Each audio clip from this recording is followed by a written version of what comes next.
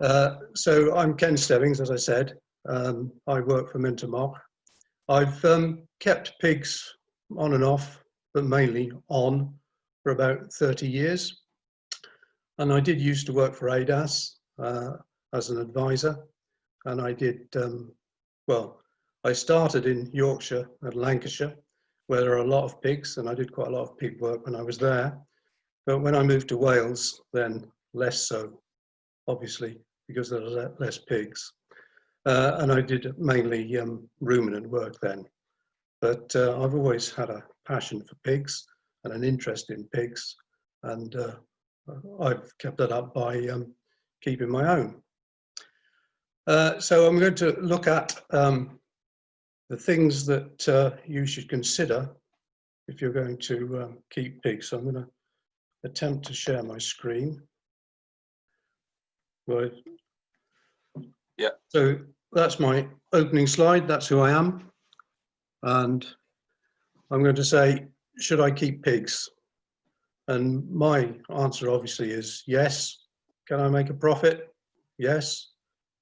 But you could also make a loss. I'm going to talk now really about keeping a significant number of pigs, really. I think every farm should have half a dozen weaners every year, just to fill their freezer and their relatives and friends' freezers. But that's not really a big business, that's just an interest. I'm going to really concentrate on keeping quite a number and trying to make at least a significant contribution to farm income, if not a living. So we'll go through what are the options to making money or possibly not making money. The Welsh Government and Dechrau collect a lot of data on farm profitability. There's a farm business survey which runs in Wales, but it also runs in England. And I've got a prop here. They produce a book, which is the Farm Business Survey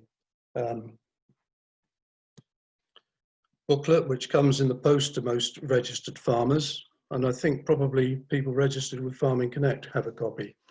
But the Welsh data doesn't have anything about pigs, simply because there's not enough viable pig farms in Wales to make a sample to draw data from. So there isn't a page in that booklet devoted to pigs. But they do it in England. So this is, with apologies for showing English data, the farm business income in 2016-17 and 17-18 for various types of farm. And you can see pigs just below halfway, and that in 2016 they made quite a lot of money, and then in 2017 less so, so quite variable. But it's in amongst the averages for all farms, or close to all farms. You can see that the grazing livestock both made less money than the pigs did. So why are some farmers making a profit, and why are some struggling? And it's a combination of all things, and this will be the same for pig farmers as it is for beef and sheep, or for dairy farms or arable farmers for that matter. The ones who do make money out of it control their costs. They have a high output, so they produce a lot and they sell it at a higher price, higher sale price. And it's all about good farming, so a good efficient system, attention to detail with the stock, having a plan really, setting targets, recording and measuring what you're doing. And it's the same in all farming, and pig farming is no different. It's possibly even more important in pig farming because the risks of spending a lot of money on food, more of which later, and then not realizing much money for the pigs can be quite crippling. So before you get too many pigs, you need to work out what it is you want to do. What can you realistically do? And what kind of system are you going to look to do? So are they going to be outdoor pigs in arks with a traditional breed? Will you be keeping them indoors by converting farm buildings? Or you could go for the whole hog and purpose build a pig unit and have modern hybrids and a high productive system. And we've got the two extremes there, but it could be anything in between those two extremes. And I think for most people, it probably will be between those two. So you need a plan. So you need to define the system. And all these are interrelated, really. There's no order here. They all need to be done at the same time. So what is the system? What is the market? Where are the pigs going to be sold? Because that's linked back to the system. What are you going to feed? And that links back to the system. How much you're going to spend, because you need to get that back. Well, you need to find that money in the first place, and then you need to be sure that you're going to get it back.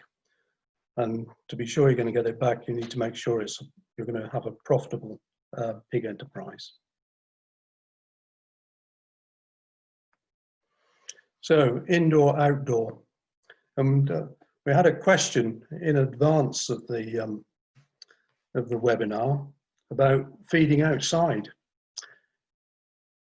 How can you feed outside with pigs, a herd of 10 or 20 pigs, and not get flattened, I think is the basis of the question. Because anyone entering a field with pigs with 10 or 20 in, if you've got a bucket of food or a bag of food, you're going to get mown down. So the first thing I would say is always try and feed them outside, from outside the fence. So don't go in with them. And if you're going to do that, you need a significant barrier. So a good fence, probably electric. The electric fence is probably the only thing that's going to keep them back. But the main problem with outdoor and feeding them in that way is the mud. It's fine at the moment because it's reasonably dry. Last week, it wasn't fine because it was pouring down. And through the winter, it's always going to be muddy. The pig is going to be okay welfare-wise as long as it's got somewhere warm and dry to go, and it can be up to its belly in mud.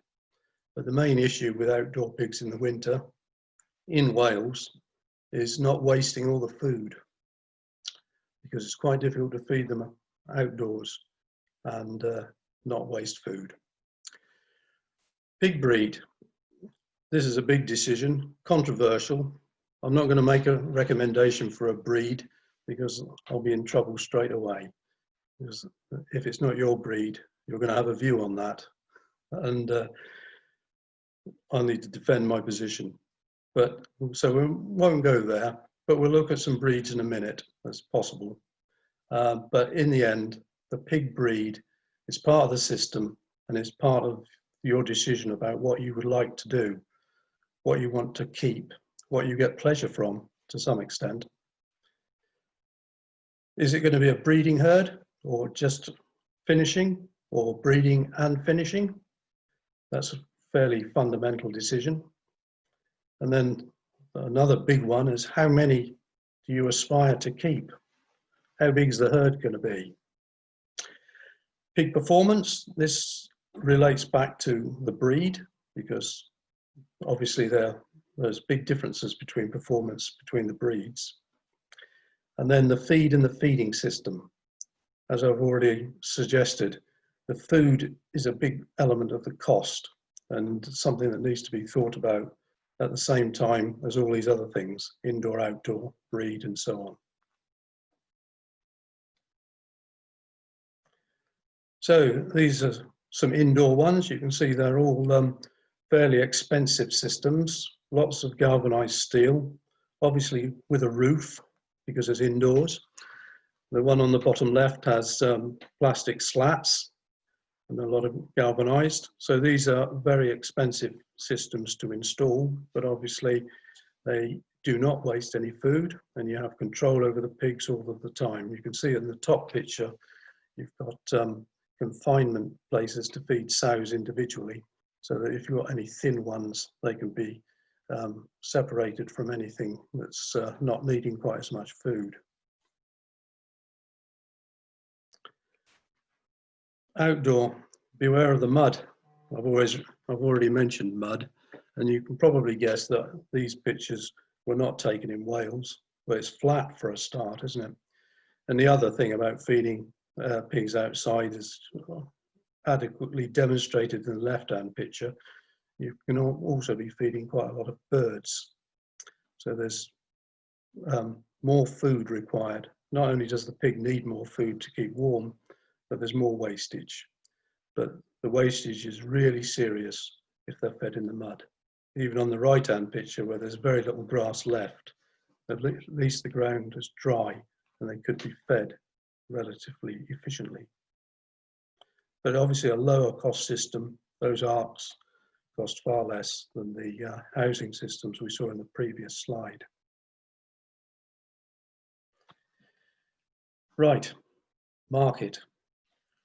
This links back to the system.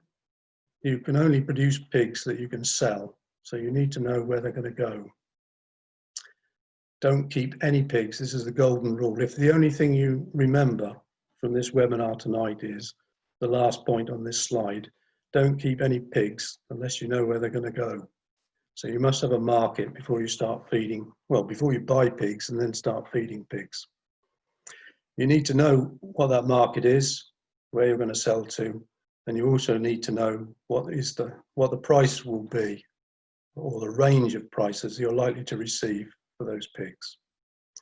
So don't set off without knowing that.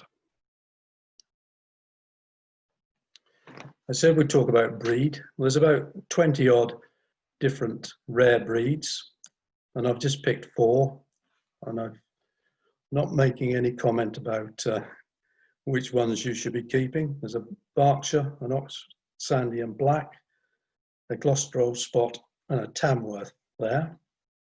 And anyone who keeps any of those breeds will tell you that they're the best breed to keep. And I'll leave it at that. These 3 breeds are so-called modern breeds. So there's a Welsh, a landrace, and a large white. These are also rare, so they come under the rare breeds, the pedigree breeds. But the difference between these 3 and the previous 4 and all of the other rare breeds that I didn't mention is that at some point these 3 breeds were quite numerous through the 50s, 60s and 70s before they became rare. So these breeds have been numerous and they have been selected for performance. So in terms of growth rate and maternal ability. So they will have a better performance than the breeds from the previous slide. But again, if you keep the rare breeds in the previous slide very well, and you keep these 3 breeds badly, then obviously the rare breeds would still outperform. But there is a difference. So if all things are equal, these 3 breeds will give you a better performance. And then there's the final extreme. This is a hybrid from a breed company. JSR is the breed company. And these are the modern hybrids. So the previous 3 breeds, along with perhaps 1 or 2 other breeds, were used to produce this commercial hybrid through the 60s and 70s, essentially. And the pig industry moved towards keeping these hybrids, and that's why those 3 pedigree breeds, the 3 modern breeds, are now relatively rare. Because the pig industry in the UK and across the world really is based on this type of pig.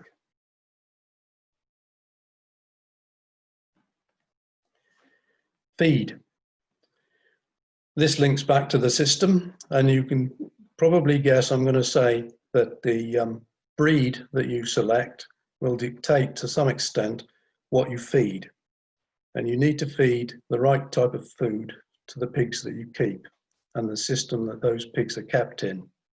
So for instance, you could buy from the feed merchant a high specification feed, and most of the feed from feed merchants is fairly high specification, so it would be suitable for the last pig that I showed you a picture of, the modern hybrid. But if you were to feed that outdoors to a traditional breed, then that pig wouldn't utilize that feed very efficiently. It would be too good for it, essentially, and it would be a very expensive way of keeping them. You need to know what the cost of the feed is, and obviously do your sums based on realistic feed prices. Another option, if you're farming and have land, and sufficient land, some of the feed can be grown. So this could be cereals, if you have suitable land for that, but it could also be forage crops, root crops, for instance, for supplementing some of the other purchased feed. And then the other option, which could also go in there, is the use of byproducts or waste feeds from the human food chain, which are suitable for pigs. The golden rule here is that you mustn't feed anything that's been in a kitchen, either your kitchen or a commercial kitchen, or if there's any risk of meat contamination to that waste. But anything to do with distilling or brewing or the dairy sector, which hasn't been in a kitchen, or vegetable waste, all of these possible options could be used to reduce the overall cost of your feed.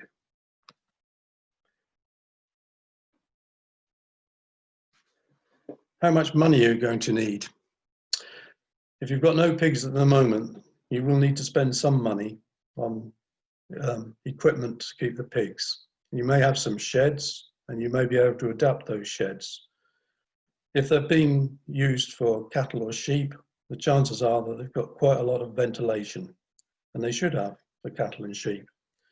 But for pigs, they're going to need to be dry, and they're going to have less draft. You don't need to keep a cow or a sheep warm, but you do need to keep a pig warm, especially in the winter. So you'll need sheeted gates and feed troughs suitable for pigs, and drinkers that are suitable for pigs. So there will be a certain amount of fixed capital that you'll need to spend before you can keep a significant number of pigs. If you're going to keep them outside, you're going to need to invest in other fixed capital items like the pig arks in the picture earlier, and even electric fencing, because if you just have wire netting fencing, eventually the pigs will be out of there. They will find a way underneath. They'll dig out.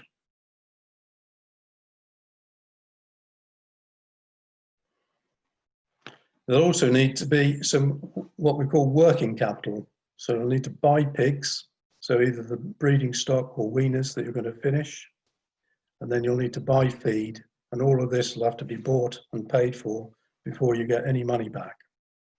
There'll also be the other what we call variable costs, so straw or bedding, and any vet or medicine, and those type of costs. So they need to be factored in, but that's what we call working capital, and you should be getting that back. The capital for the fixed items will be written off over a longer period.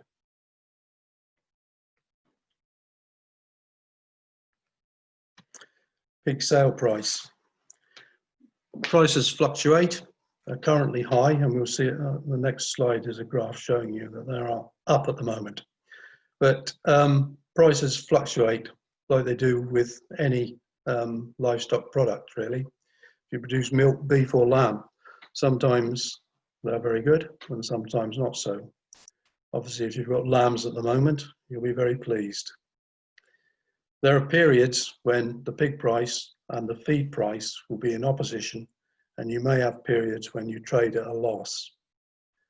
So the trick there is to make the periods that you're making a profit longer than the periods that you're trading at a loss.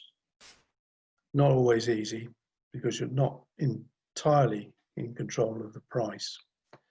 This is the average pig price for UK pigs from 2010 up to the present time, and you can see that it's all over the place. So it was very high in 2014, up to £1.70 per kilo. Dead carcass weight this price. And then within 2 years, it was down at 110. But then within 2 years again, it was back up at over 160. And at the moment, we're currently on a high.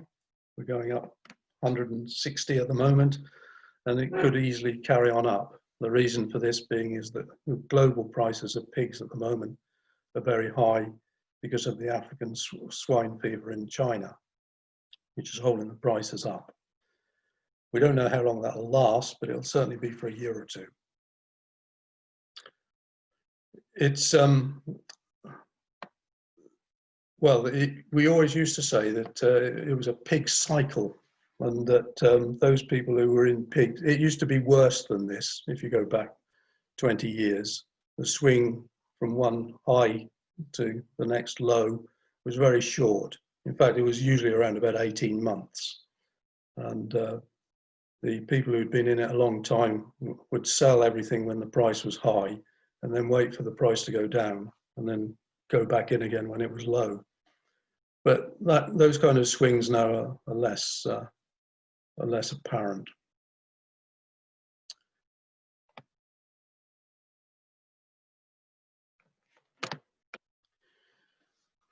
I'm suggesting that if you keep a significant number of pigs, you need to have a plan.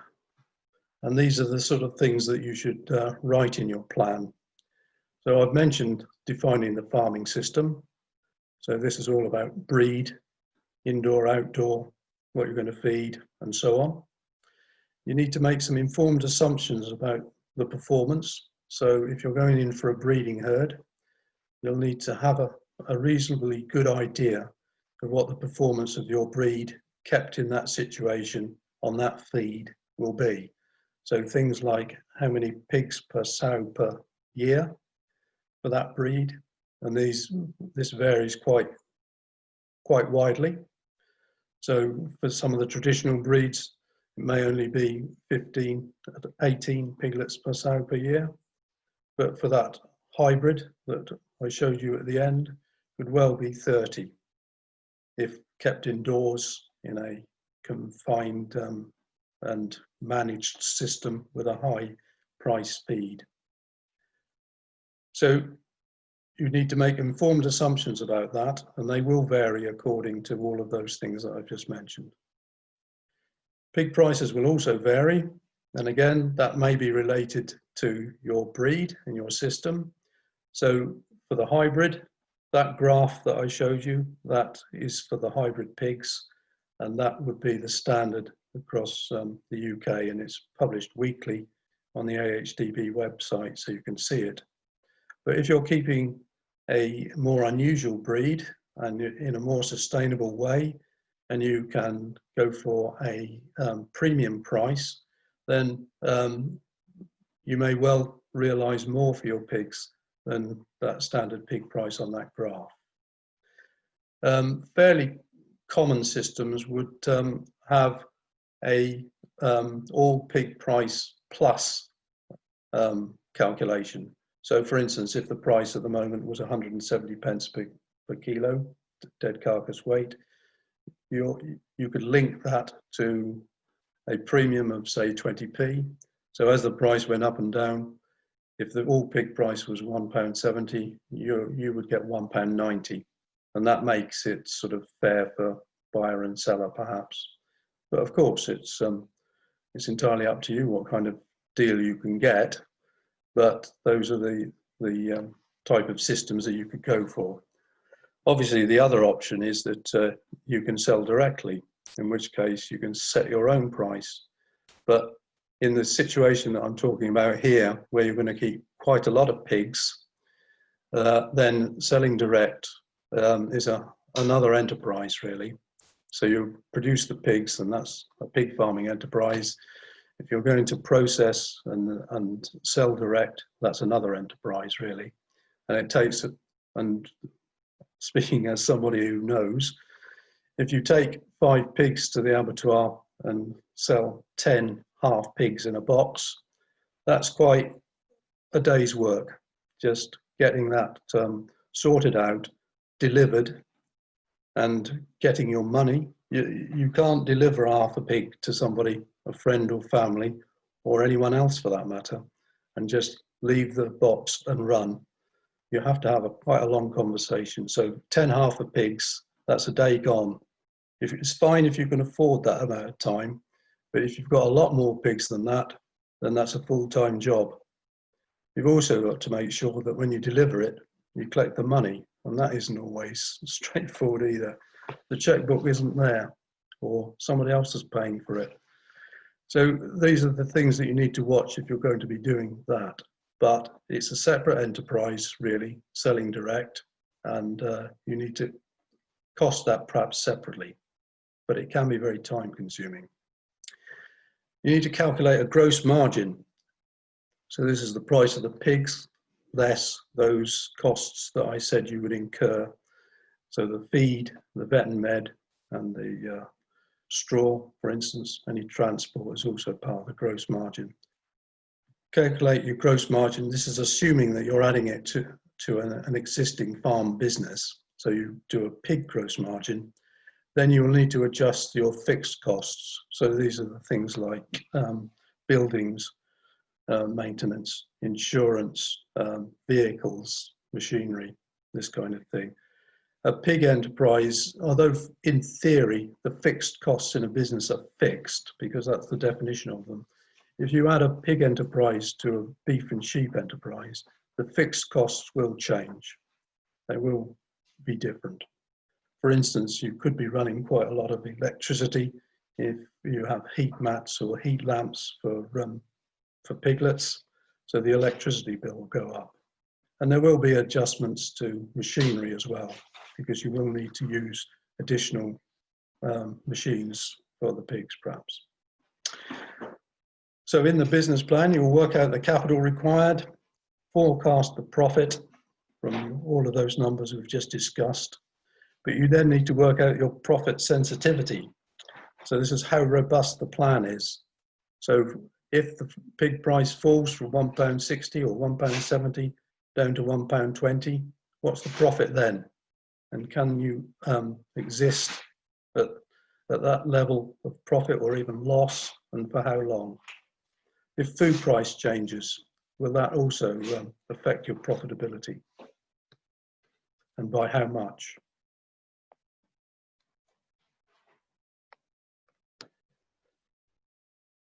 So I mentioned this earlier. What makes it profitable? Essentially, it's like it is for all farming. It's control of the costs, having a good level of output, so having fast-growing pigs or breeding animals that produce a lot of pigs per sow per year, having a good sale price, and then all of the attention to detail with good farming. So keeping them going, keeping them healthy, and producing a lot.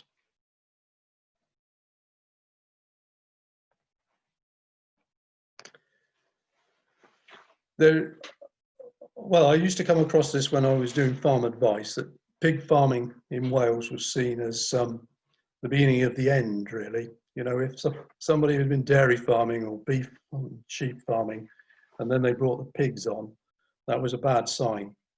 That was the sort of last throes of that farm business.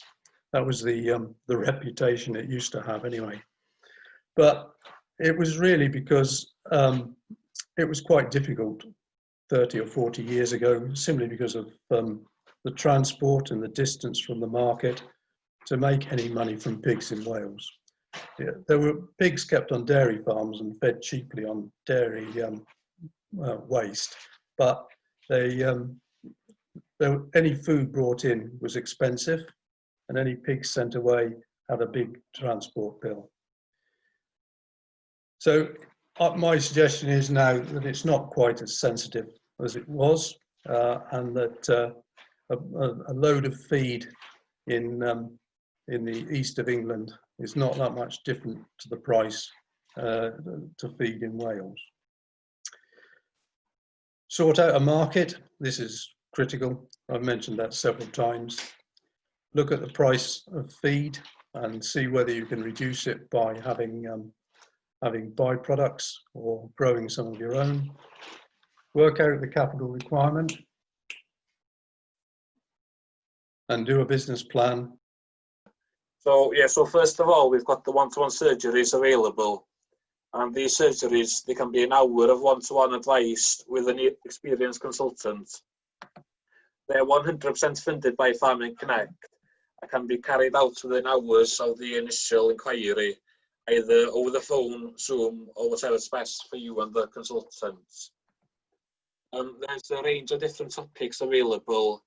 And some of the topics relevant to tonight include diversification, business planning, or nutrition. Due to popular demand, the animal health clinics are also back, and yeah, there's £250 available for sampling or testing. All businesses need to be registered with Farming Connect and must confirm their interest before any testing or sampling takes place. And testing should take place within 30 days of the issue date. Funding is allocated on a first-come, first-served basis, and it's a maximum of one clinic per registered business. We've also got the advisory service, and yeah, this is always open for a range of different testing and advice from experienced consultants. One-to-one advice is funded up to 80%, up to a maximum of €1,500. While group advice of between 3 and 8 people is 100% funded up to a maximum of €1,500. Eligible businesses can apply for up to 4 instances of advice, and yeah, topics include diversification planning or business planning.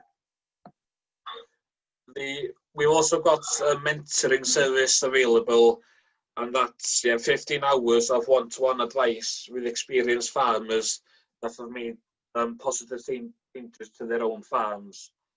So yeah, there's a big farmer down on the mentoring service, and that's 100% funded by Farming Connect. Yeah, as all on-farm events or events in halls or hotels have been postponed for the time being, we've got a jam-packed programme of webinars in the pipeline, and yeah, we've had webinars all through the summer. So for more information on the webinars that we've got coming up, or if you've missed one that you wanted to watch and you want to catch up on it, or if you want to watch this webinar again, then please visit the Farming Connect website, and yeah, also the Mentor Moch website. Yeah, we've also got e-learning bite-sized modules available, and these are excellent traditional learning resources. And some of the modules relevant to tonight include biosecurity. And any certificates completed, any e-learning modules, or if you attended any events or webinars, this will all be recorded in your Storfa Sgilia profile, and that's your secure online data storage tool for continuous professional development. And that can then be used to create your own personalised CV. One last thing, I'd like to just draw your attention quickly to the skills and training window. That's opening again next Monday until the 30th of October. And there's over 80 different courses available, and they're all funded up to 80%. And there are courses in the land,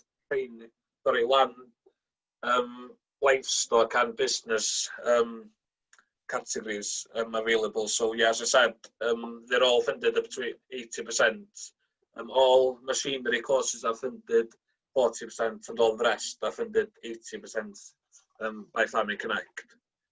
So for more information on anything that I've covered, please contact myself.